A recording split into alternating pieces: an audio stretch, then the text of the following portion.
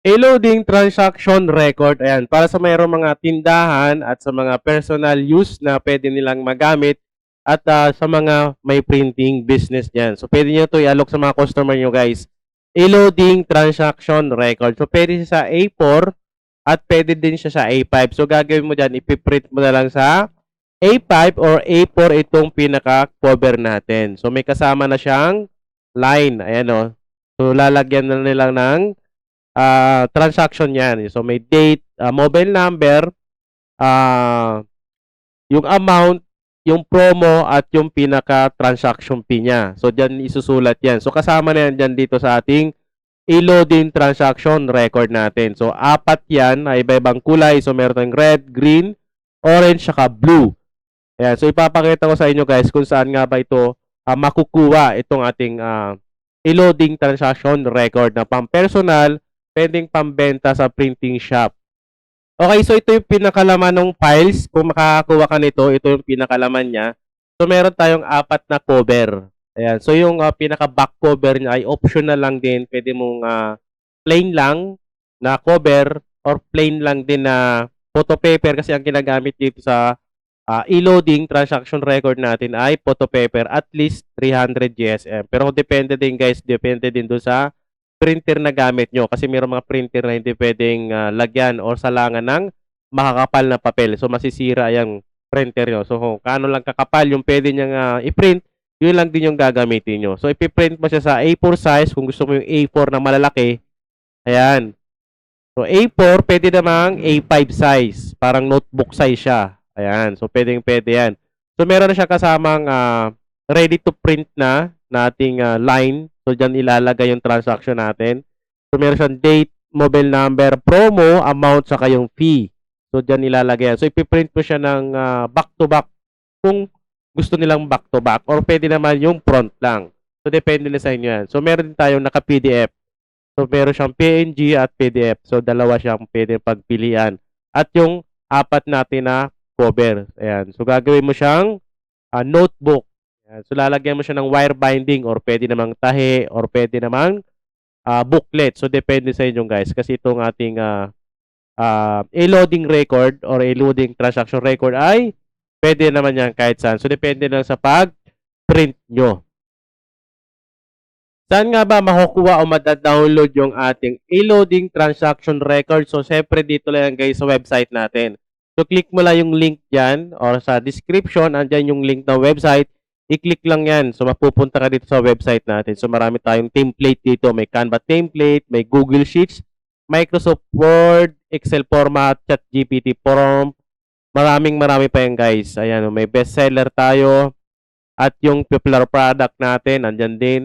At yung latest tutorial natin, so andito lang din yan. So, i-click nyo na lang yan guys dito sa website natin. So, i-click lang natin tong ready to print kasi ready to print na yung e-loading natin. Ayun, sa categories. Click lang natin yan, ready to print. So, pag kinilik mo yan, lalabas na yan dito. Ayan. So, kung hindi naman lumabas yan kasi maraming template, i-click mo na lang tong search product. So, i-search mo na lang yan.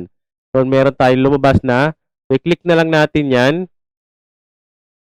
Ayan. So, dito sa ating e-loading transaction record na cover with line na. So, pwede siya sa A4 or at A5 size. Pwede ready to print.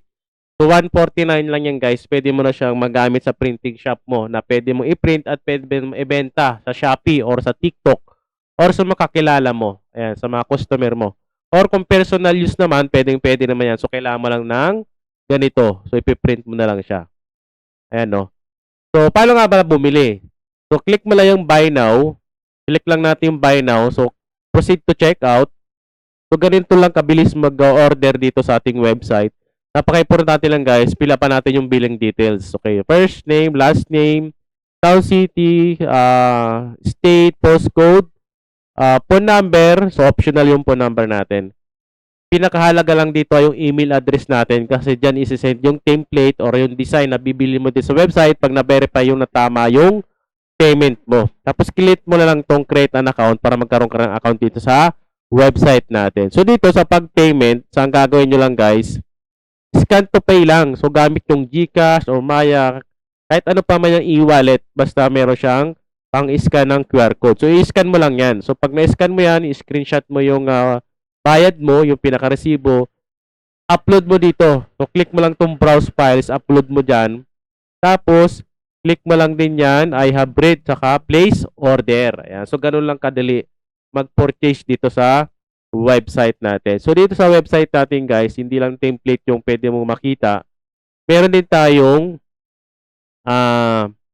price list para sa mga hindi pa maalam sa presyohan ng ating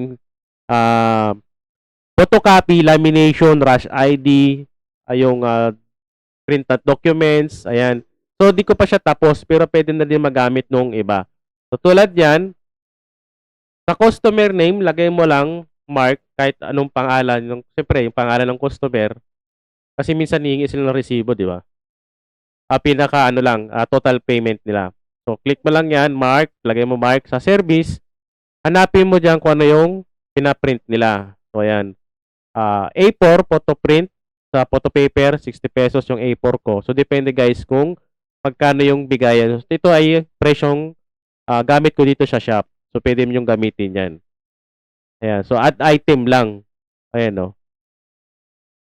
Ayan. So, natototal na siya. So, ang total niya ay 68.